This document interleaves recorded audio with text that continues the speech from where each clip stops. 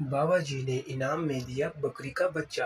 एक दफा की बात है कि एक गांव में चिंटू नाम का एक बच्चा रहता था। चिंटू के गांव के सब लोग बकरियां पालते थे और बकरियों का कारोबार करते थे। क्योंकि गांव के सब लोग बकरियां पालते थे, इसीलिए चिंटू के सब दोस्तों के पास अपना अपना एक बकरा था और सब अपने अपने बकरों को इकट्ठा करते और उनके साथ खेलते रहते। और बेचारा चिंटू बस दूर से खड़े उनको देखता रहता। क्योंकि चिंटू के मामा और बाबा गरीब थे, इसीलिए चिंटू के पास एक भी बकरी नहीं थी और चिंटू के पास बकरी न होने की वजह से कोई भी उसे अपने साथ खेलने न देता। एक दिन चिंटू इस सब से बहुत परेशान होकर अपने घर आया और अपनी मामा और बाबा से बोला कि मुझे भी एक बकरा ले दें। गांव के सब बच्चों के पास अपना अपना बकरा है पर मेरे पास नहीं, इसीलिए मुझे भी एक बकरा चाहिए। आगे से चिंटू की मामा बोलती है, बेटा हम कोई बकरा नहीं ले सकते, हम गरीब हैं। पहले हमारे पास भी बहुत बकरियां हुआ करती थी, पर एक दिन तुम्हारे बाबा का कार एक्सीडेंट हो गया, जिसकी वजह से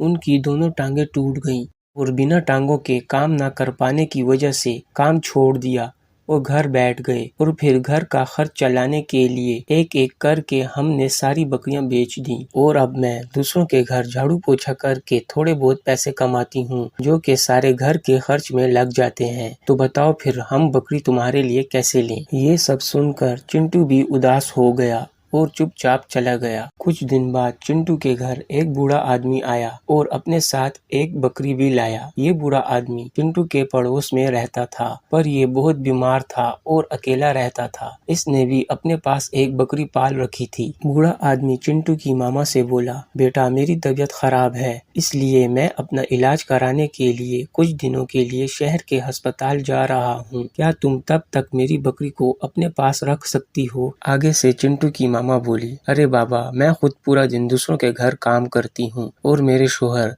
बीमार हैं, हम कैसे रखेंगे इसका ख्याल? आगे से बूढ़ा आदमी बोला, कोई बात नहीं, चिंटू तो वैसे भी यहाँ होता है, चिंटू रखेगा ख्याल। असल में मेरी तरह मेरी बकरी भी बीमार है, इसे दिन में 2 वक्त दवा देनी पड़ती है। अगर किसी और को दूंगा तो वो इसका ठीक से ख्याल नहीं रखेंगे और वक्त पर दवा ना देने की वजह से हो सकता है कि ये बीमारी की वजह से मर जाए। तो इतने में चिंटू बोलता है, बाबा जी मैं रखूंगा आपकी बकरी का ख्याल, आप इसे मेरे पास छोड़ जाएं। ये सुनकर बूढ़ा आदमी बहुत खुश हो गया और चिंटू से बोला, हाँ मुझे पता है बेटा, तुम्हें बकरियां बहुत पसंद है। बस एक काम करना, रोजाना सुबह और शाम ये दवा बकरी को पानी में डाल कर देना, ये बहुत जल्द ठीक हो जाएगी। ये बात बोलकर बूढ़ा आदमी चिंटू के पास अपनी बकरी को छोड़ जाता है। चिंटू बहुत खुश हो जाता है कि हाँ चलो कुछ दिन के लिए ही सही, आखिर मेरे पास बकरी तो आई। अब चिंटू रोजाना सुबह और शाम पानी में दवा मिलाकर बकरी को देता है और रोजाना बकरी को घास चराने के लिए भी ले जाता है, उसका बहुत ख्याल रखता है और दवा रोज टाइम पर मिलने की वजह से बकरी बहुत जल्द ठीक हो जाती है। बकरी के ठीक हो जाने पर अब चिंटू रोजाना घास चराने के बाद बकरी को खेलने के लिए मैदान ले जाता है। क्योंकि अब चिंटू के पास भी बकरी होती है, इसीलिए गाँव के और बच्चे चिंटू के साथ खेलते हैं और चिंटू के दोस्त बन जाते हैं और चिंटू और बकरी भी एक दूसरे के साथ खुश होते हैं। इतने में कुछ दिन बाद जब चिंटू बकरी को घास चराने के बाद घर आता है तो देखता है कि वो बूढ़ा आदमी घर में चिंटू के मामा बाबा के साथ मौजूद है। बूढ़ा आदमी जैसे ही चिंटू को देखता है तो वो बोलता है, अरे बेटा तुम आ गए, देखो तो जरा तुमने मेरी बकरी का कितना ख्याल रखा है। मेरी बकरी ठीक भी हो गई और अब पहले से ज्यादा हट्टी कट्टी भी लग रही है। बेटा मैंने अपने इलाज करवा लिया है और आज ही मैं वापस आया हूँ, तो मैंने सोचा क्यों ना जाते जाते अपनी बकरी को ले जाऊं। चिंटू और बकरी ये सब सुनने के बाद थोड़ा मायूस हो जाते हैं कि इतने अच्छे दोस्त बनने के बाद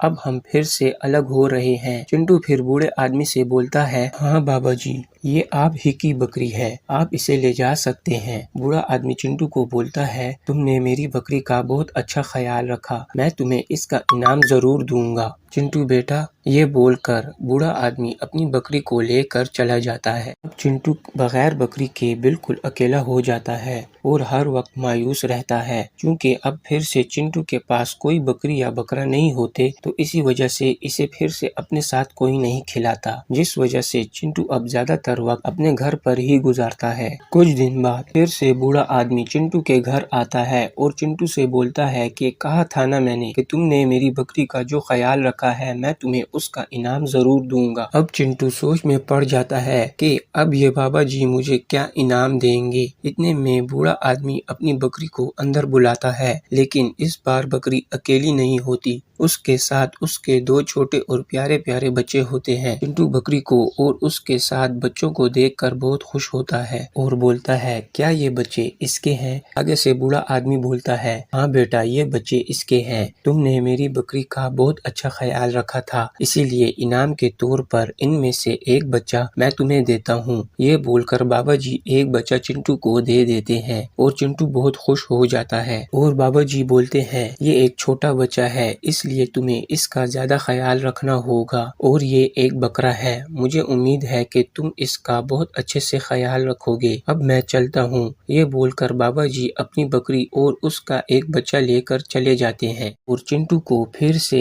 एक प्यारा और छोटा सा बकरा मिल जाता है। चिंटू इसका खूब ख्याल रखता है और घूमता है और इसके साथ खेलता है। फिर से चिंटू के बहुत सारे दोस्त बन जाते हैं। फिर चिंटू और उसका छोटा बकरा हमेशा खुश रहते हैं।